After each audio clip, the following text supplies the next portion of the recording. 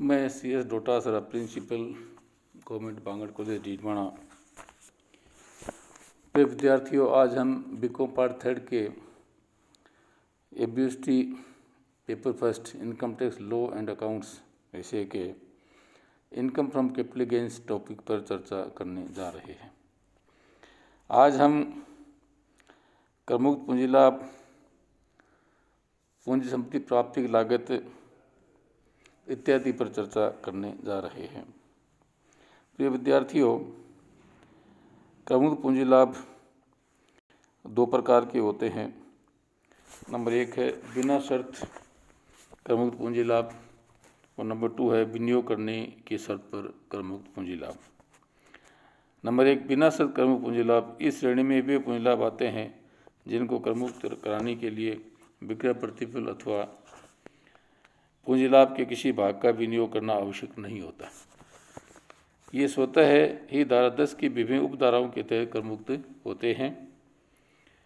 ऐसे करमुक्त पूंजी लाभों का विस्तृत विवरण इस प्रकार से है। नंबर 1 है यूनिट ट्रस्ट ऑफ इंडिया की यूनिट्स की 1964 के स्थानांतरण पर होने वाला पूंजी लाभ। धारा 10(33) 1 अप्रैल 2002 को अथवा इसके बाद UTI की यूनिट्स स्कीम 64 की यूनिट के स्थानांतरण से होने वाली आय अर्थात पूंजी लाभ पूर्णतः करमुक्त होते हैं। इस आशय के लिए आय में हानि भी शामिल है। यदि किसी करदाता को आय के स्थान पर ऐसे व्यवहार से हानि होती है तो करदाता न तो उसकी पूर्ति आय से कर सकेगा और न ही ऐसी हानि को पूर्ति हेतु आगे ले जा सकेगा। नंबर 2 अंशधारी को कंपनी द्वारा असूचित या सूचित अंशों को वापस खरीदने पर होने वाली आय। धारा 10(34)(a). प्रिय विद्यार्थियों, ऐसी कंपनी द्वारा जिसे वितरित आय का पर अतिरिक्त आयकर देना होता है, अपने असूचित अंशों को तथा 5 जुलाई 2019 से सूचित अंशों को भी वापस खरीदने पर किसी अंशधारी करदाता को होने वाली आय पूर्णतः करमुक्त मानी जाती है। नंबर 3 है शहरी कृषि भूमि के स्थानांतरण से उत्पन्न पूंजी लाभ। धारा 10(37). हिंदू अविवाहित परिवार तथा व्यष्टि करदाता को शहरी कृषि भूमि के स्थानांतरण से होने वाला पूंजी लाभ, चाहे वो शॉर्ट टर्म हो या लॉन्ग टर्म हो, निम्न शर्तों की पूर्ति होने पर पूर्णतः करमुक्त माने जाते हैं। शर्तें ये हैं कि वह भूमि धारा 2(14)(3) के अनुसार शहरी क्षेत्र में स्थित होनी चाहिए। इस धारा के अनुसार शहरी कृषि भूमि से ऐसी भूमि से होता है जो 10,000 से अधिक आबादी वाली किसी भी नगरपालिका स्थानीय सीमा में स्थित हो अथवा स्थानीय सीमाओं से नगरपालिका की जनसंख्या के अनुसार 2 किलोमीटर, 6 किलोमीटर या 8 किलोमीटर जैसी स्थितियों के भीतर स्थित होनी चाहिए। शर्त नंबर 2 है स्थानांतरण तिथि से तुरंत पूर्व के 2 वर्षों की अवधि के दौरान इस भूमि का प्रयोग व्यष्टि करदाता अथवा उसके माता पिता अथवा किसी हिंदू परिवार द्वारा कृषि कार्यों के लिए ही किया गया।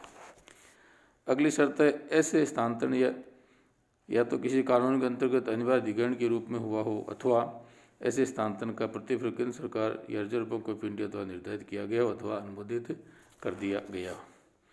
और अंतिम शर्त है करदाता को ऐसे स्थानांतरण के संबंध में क्षतिपूर्ति अथवा प्रतिफल 31 मार्च 2004 के बाद प्राप्त हुआ।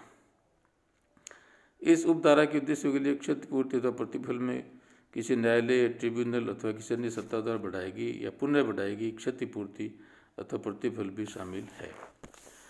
नंबर 4 है कुछ दशाओं में समता अंशों अथवा समता उन्मुखी कोष इक्विटी ओरिएंटेड फंड की इकाइयों के स्थानांतरण से होने वाले दीर्घकालीन पूंजी लाभ का करमुक्त होना। धारा 10(38). प्रिय विद्यार्थियों, समता अंशों अथवा समता उन्मुखी कोष की इकाइयों अथवा व्यवसाय प्रन्यास की यूनिट्स के स्थानांतरण से होने वाला दीर्घकालीन पूंजी लाभ करण धारा 2018-19 तक करमुक्त होगा, बशर्ते निम्न शर्तों की पूर्ति होती है। ऐसे विक्रय अथवा स्थानांतरण पर प्रतिफल लेन देन कर यानी सिक्योरिटी ट्रांजैक्शन टैक्स अर्थात SST लगता हो अथवा ऐसे समता अंशों का विक्रय प्रमाणित स्कंद विनिमय के माध्यम से किया गया है अथवा समता उन विकोष इकाइयों का विक्रय या तो प्रमाणित स्कंद विनिमय के माध्यम से किया गया अथवा किसी पारस्परिक कोष को किया गया। अब हम एक महत्वपूर्ण स्पष्ट चर्चा करने जा रहे हैं। करण धारा 2019-20 से उपयुक्त धारा 10(38) के तहत कर मुक्ति बंद कर दी गई है। कर धारण वर्ष 2019-20 ऐसे पूंजी लाभ धारा 112A के प्रावधान अनुसार कर योग्य होगा।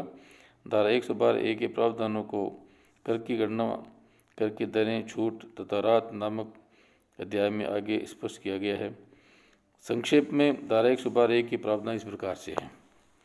ये धारा कंपनी के समतान विकोष इकाइयों, पार्श्व उपन्यास की इकाइयों के स्थानांतरण की दीर्घकालीन पूंजी लाभ पर लागू होती है। नंबर 2 है समतांशों के क्रय एवं विक्रय दोनों समय प्रतिबद्ध लेन देन कर चुकाया गया हो।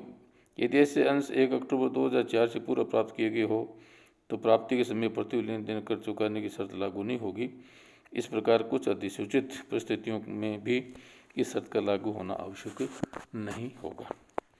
ऐसा पूंजी लाभ कुल आय की आय में सम्मिलित होनी हो तो प्रथम 1 लाख रुपये तक करमुक्त होगा तथा शेष पर 10% की दर से कर लगेगा। धारा 112A लागू होने पर अंशों की प्राप्ति लागत धारा 55(2)AC के प्रावधान के अनुसार ज्ञात की जाती है। इसमें 31 जनवरी 2018 तक अंशों के मूल्य में वृद्धि को अप्रत्यक्ष रूप से क्रमबद्ध किया गया है। इस प्रावधान को आगे हम विस्तृत में चर्चा करेंगे।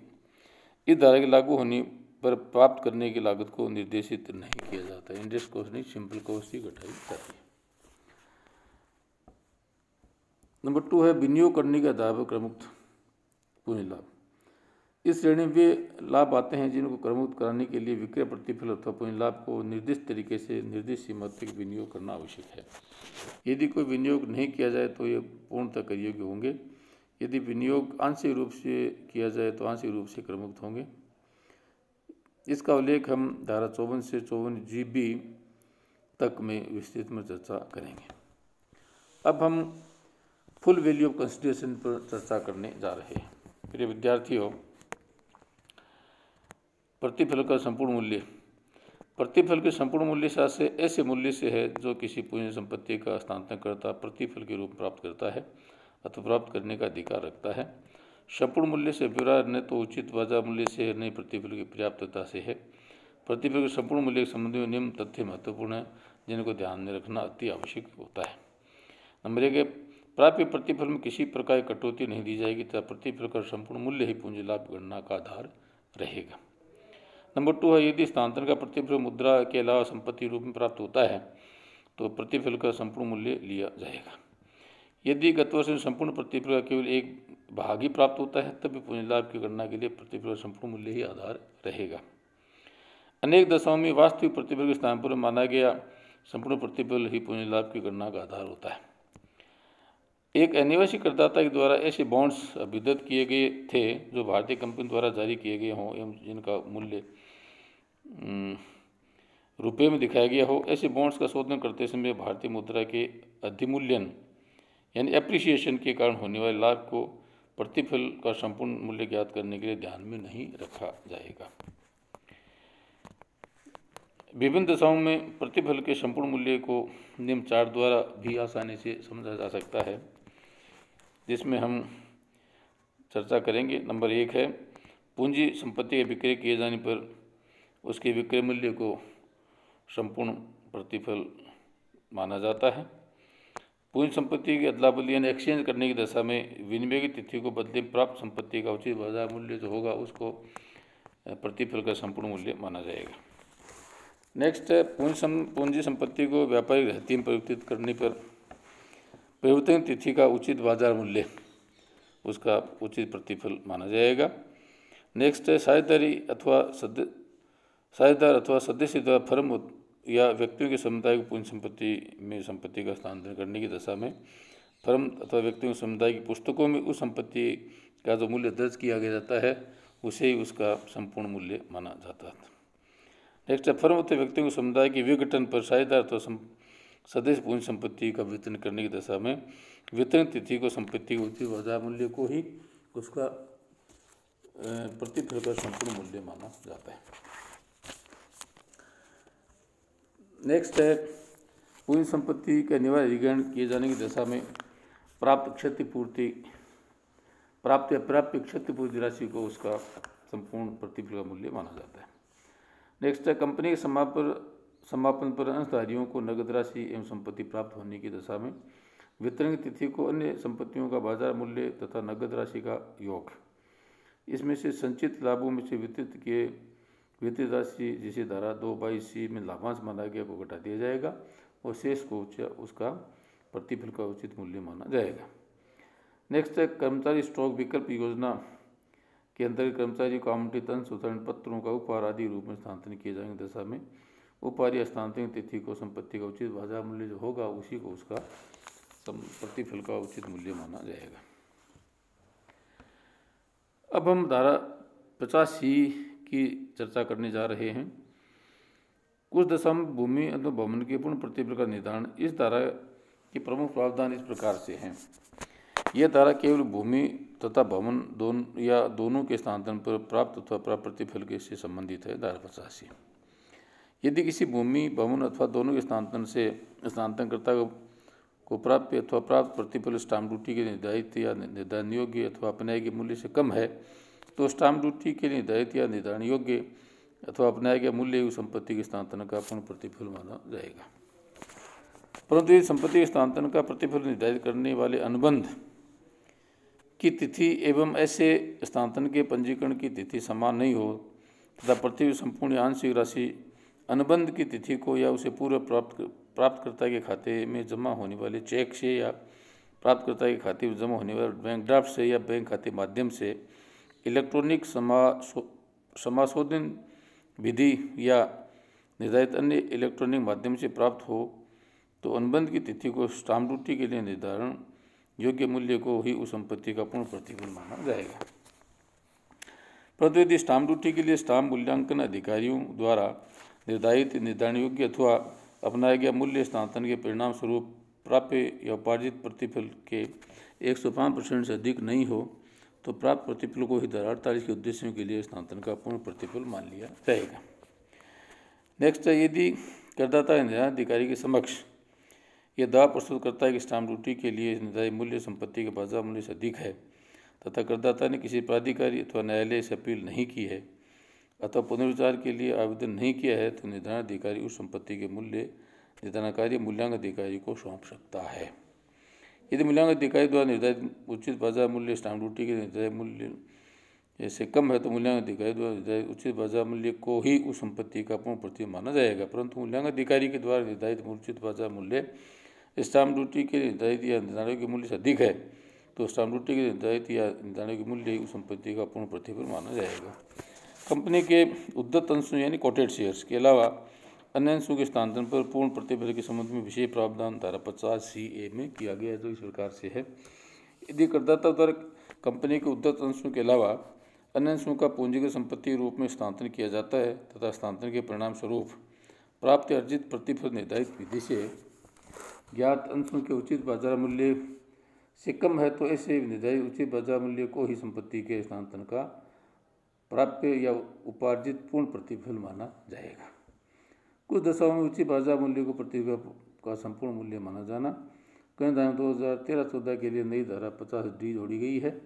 इस धारा में यह प्रावधान किया गया है कि यदि एक करदाता द्वारा स्थानांतरित पूंजीगत संपत्ति का प्राप्य प्रतिफल निर्धारित नहीं किया जा सकता है तब स्थानांतरण तिथि को उसका जो उचित बाजार मूल्य होता है उसी पूंजी की संपत्ति की गणना हेतु प्राप्त या उपार्जित प्रतिफल का पूर्ण मूल्य माना जाएगा। अब हम पूंजी संपत्ति का प्राप्त लागत धारा 49 और 55 के तहत उसकी चर्चा करने जा रहे हैं। भिन्न भिन्न परिस्थितियों में पूंजी संपत्ति को प्राप्त करने की लागत निकालने के लिए अलग अलग नियम हैं जो इस प्रकार से हैं। नंबर 1 क्रय की संपत्ति की लागत, कॉस्ट ऑफ एसेट परचेज्ड। यदि कोई संपत्ति करदाता ने स्वयं क्रय की हो तो उस संपत्ति का क्रय मूल्य उस संपत्ति को प्राप्त करने की लागत माना जाता है। परंतु निम्न व्ययों को भी ऐसी संपत्ति की प्राप्त करने की लागत में सम्मिलित कर लिया जाता है। क्रय के संबंध में किए गए पूंजीगत व्यय जैसे दलाली, मुद्रांक शुल्क, वकीली फीस आदि। दूसरा, संपत्ति की स्थापना संबंधी यानी इंस्टॉलेशन चार्जेस। और तीसरा, संपत्ति के क्रय करने हेतु लिए गए ऋण का ब्याज बशर्ते उसे पूंजीगत कर दिया गया हो एवं अधिनियम की किसी अन्य व्यवस्था के तहत ऐसे व्यय की कटौती नहीं ली गई हो। तो इन तीनों को जोड़ने के पश्चात जो उसका क्रय मूल्य निकल कर आता है उसको क्रय की संपत्ति की प्राप्ति की लागत यानी कॉस्ट ऑफ एक्विजिशन माना जाता है। अन्य जो संपत्तियां हैं उसकी चर्चा हम आगामी वीडियो में करेंगे। तो प्रिय विद्यार्थियों, आज हमने इनकम फ्रॉम कैपिटल गेन से संबंधित विभिन्न प्रावधानों पर जो चर्चा की है वो मैं समझता हूँ आपके लिए बहुत उपयोगी सिद्ध होने वाली है। अतः आपसे आग्रह रहेगा कि आप इस वीडियो को ज़रूर सुनें और अपने साथियों को भी इस वीडियो को सुनने के लिए प्रेरित करें, ताकि ये आपके व्यवहारिक जीवन में और परीक्षा दृष्टि से आपके लिए बहुत उपयोगी सिद्ध होने वाला है। जय हिंद, जय भारत।